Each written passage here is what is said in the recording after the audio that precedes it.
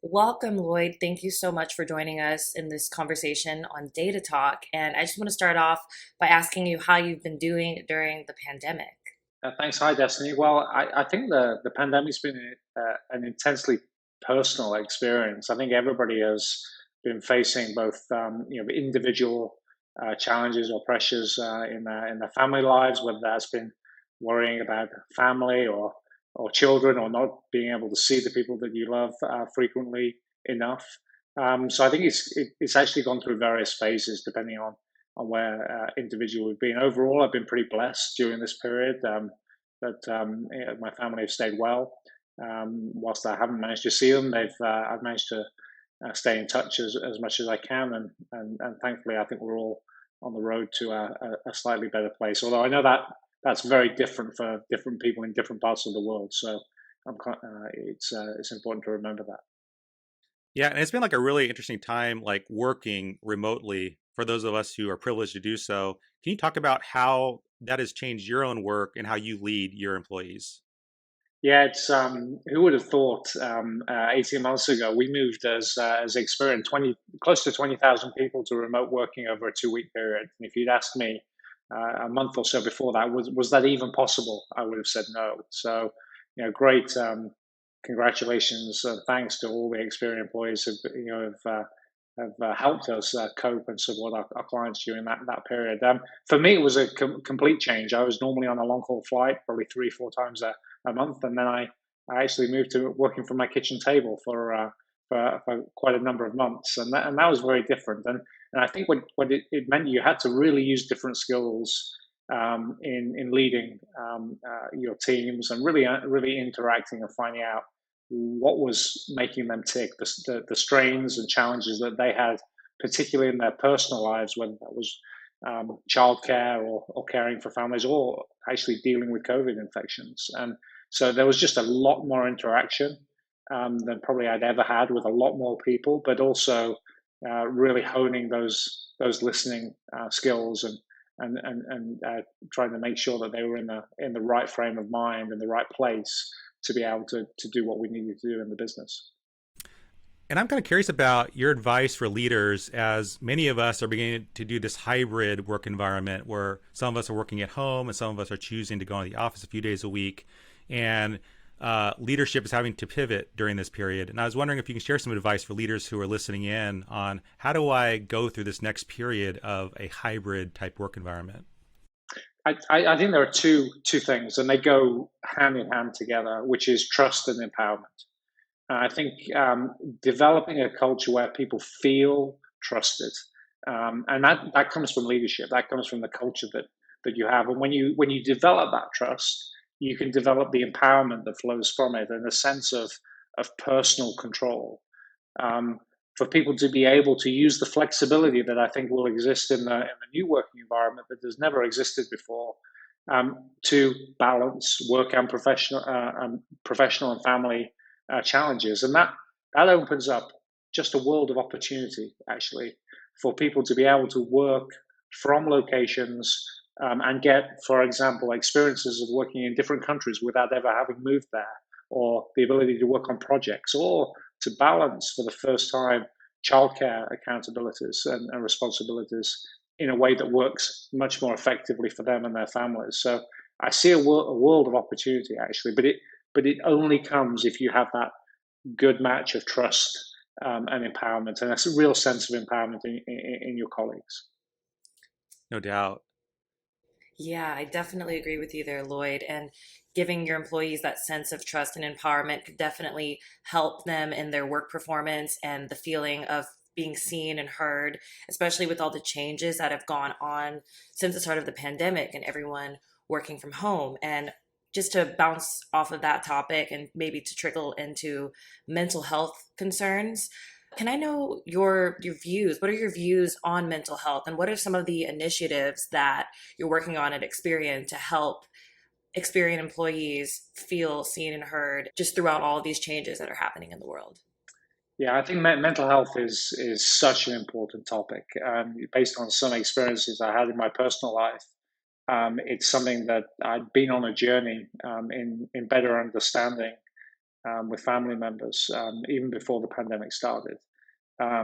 During the pandemic, I trained as a mental health first aider, some intense training and we're expanding the network of mental health first aiders in Experian. But I think we have such an opportunity coming out of the pandemic to enhance the conversation around mental health. Everybody has struggled at some point during this pandemic, and I think that's given just a broader insight into how mental health can really affect you as an individual when you have the combined stresses that we've seen of family and professional life during this period. And the thing that holds us back from really understanding mental health is the stigma around the conversation. Being able to have an open conversation, I think, is critical. And I sponsor the awareness of and action planning around mental health in Experian. And we've been doing some amazing things in all of our regions for our employees. But it all starts really from awareness and feeling comfortable to have the conversation. Yeah, I want to follow up on that because, Lloyd, I think sometimes it's hard for those maybe who have never struggled with mental health issue. Maybe they've never dealt with depression or anxiety or panic disorder. And sometimes if they haven't experienced it, it's hard for them to relate or understand what it means. Do you have advice for those people who maybe don't really understand like what's the big deal with mental health and can't just people take a few days off and get back to work? Yeah, I think I think you've hit on a really good point. If somebody had a physical illness or they maybe broken a leg or something, and they came to a meeting and they had a bad meeting because of that physical illness, there's a lot of allowance naturally that people take. If somebody has a mental illness, there's a sense that it shouldn't have the same level of understanding, and of course it should. It's exactly the same as a physical illness, and I think the key starts really with getting educated and understanding. I think companies have a big part to play in educating their leaders, particularly and their managers, in understanding what mental health can do, allowing the conversation, and then putting the right support framework inside the company that help people get help.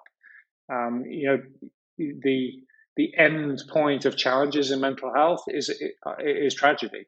And the more people feel able to talk earlier in those processes, the more lives are saved. So something I feel really passionately about. We're in the process of training hundreds of mental health first aiders inside Experian. And I think that they'll be our ambassadors for getting the education into all of those senior leadership populations across the company. That's absolutely fantastic. And I really hope that other organizations that are listening in can take that as a point of advice to utilize and implement in their organizations because mental health is so important. And the events following the COVID-19 pandemic have definitely, shown that, highlighted that, and have made mental health a priority, quite frankly. I would also like to just pivot into the topic of sustainability. ESG is a huge buzzword these days and across industries. Can you talk about how Experian works in this area? Yeah, I think you're right. It's something that everybody's getting familiar with talking about. I think the joy of this actually at Experian is it isn't a buzzword. It's really what we do. If you think about one of the biggest challenges in the world is financial inclusion, the ability to realize your aspirations through good financial health, and that requires being able to be connected to the financial system, and the glue in the system to help you do that it are the services that Experian provides. So that matters not just to the world and the stakeholders that we're operating in, but it matters to our employees. The sense of mission that gives us is critical. So just as an example, when we came through the pandemic, we launched the United for Financial Health initiative, which was targeting helping 100 million people in their recovery journey from the pandemic to improve their financial lives. And we've already achieved that with 35 million people, and are confident that we can reach the target of 100 million people. But it really is central, that social mission, in financial health and improving financial health for everyone is core really to what the company does, not a bolt-on. Clearly, the other areas of ESG, being responsible, of reducing our carbon footprint, of being representative in our workforce is critical to us, and we have actions and plans and targets in place across all of those, as you would expect. But the social mission of financial health is probably the key thing where we think we can touch most people, make the biggest difference, and hopefully change most lives. I love that you mentioned our mission to really reach 100 million people, and also the work that Experian is doing to improve accessibility and inclusion. And I was wondering if you could talk about maybe some of the tools or things that you're most excited about what Experian has done to help increase accessibility.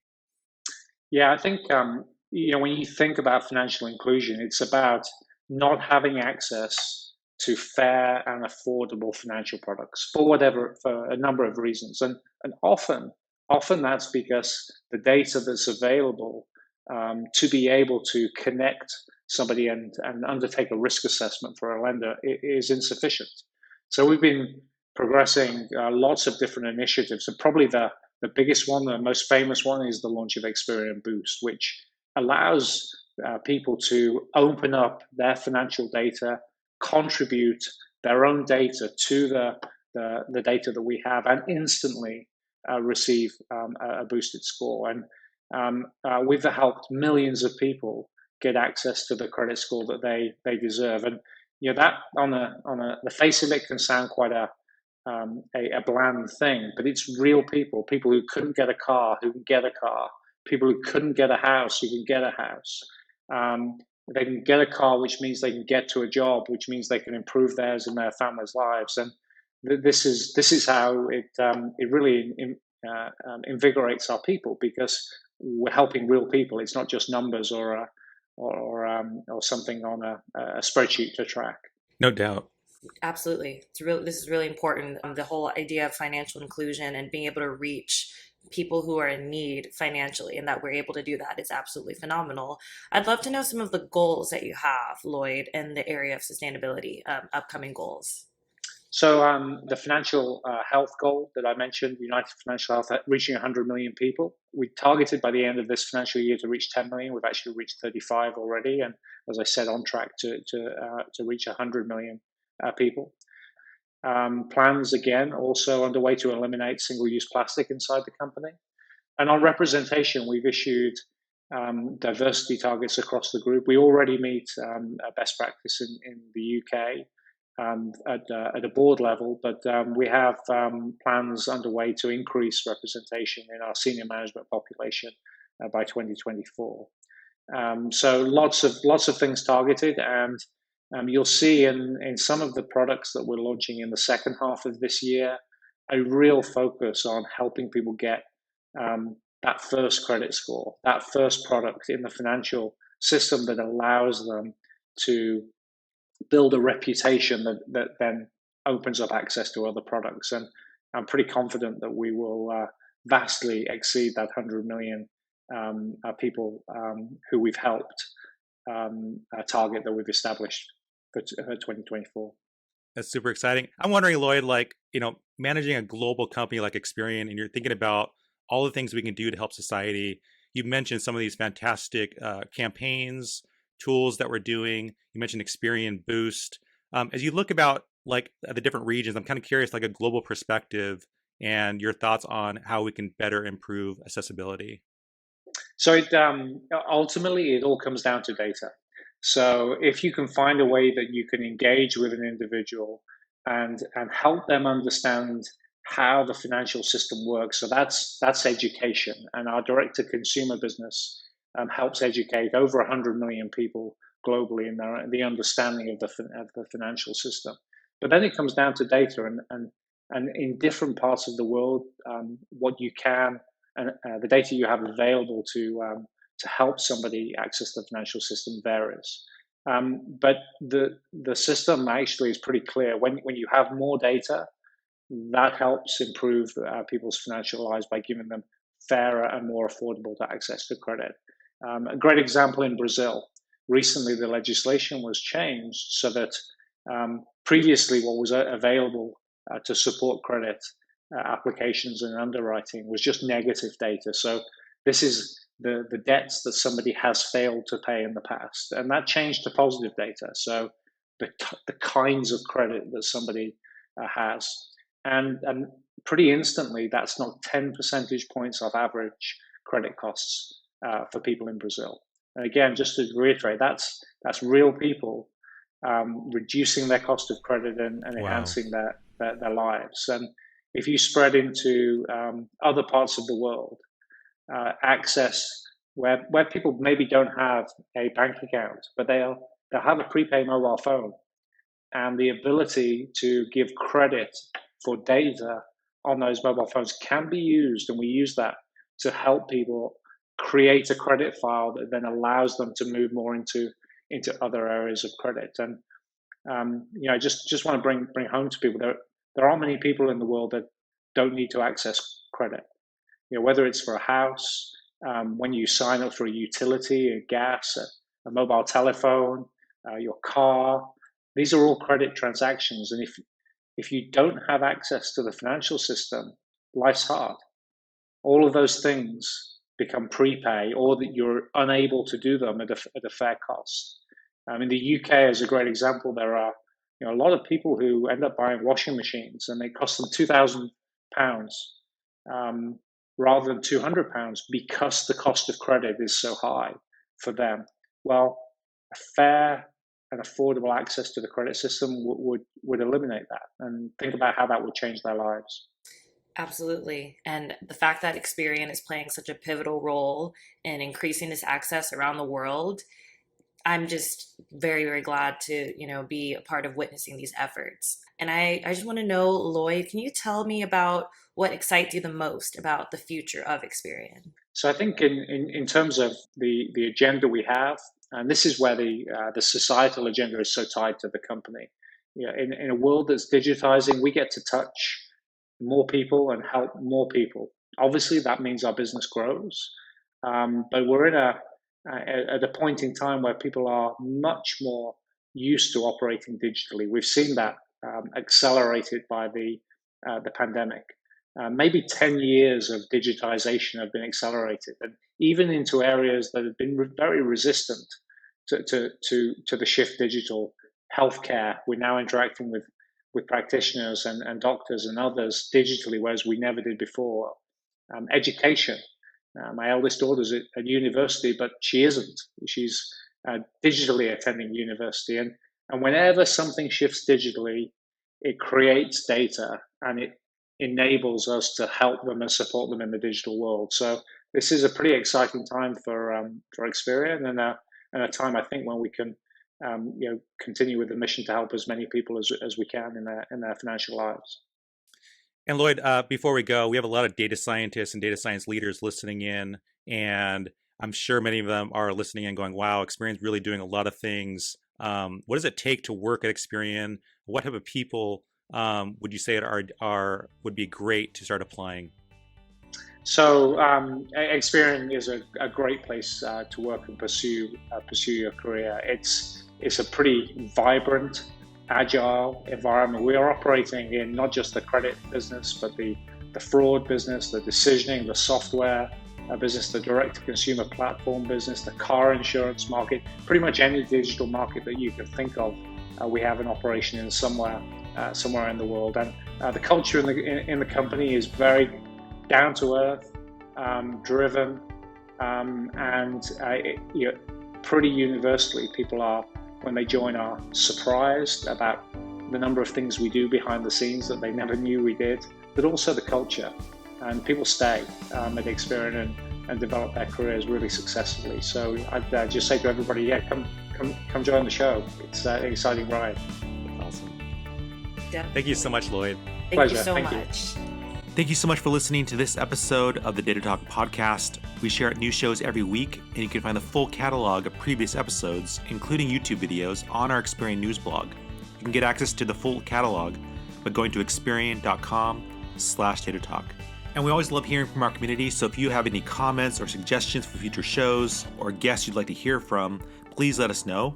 You can leave a comment on iTunes, or you can reach out to us on Twitter at Experian Data Lab. You can also email me directly. My email is michael.delgado@experian.com. Take care, and we'll chat next week.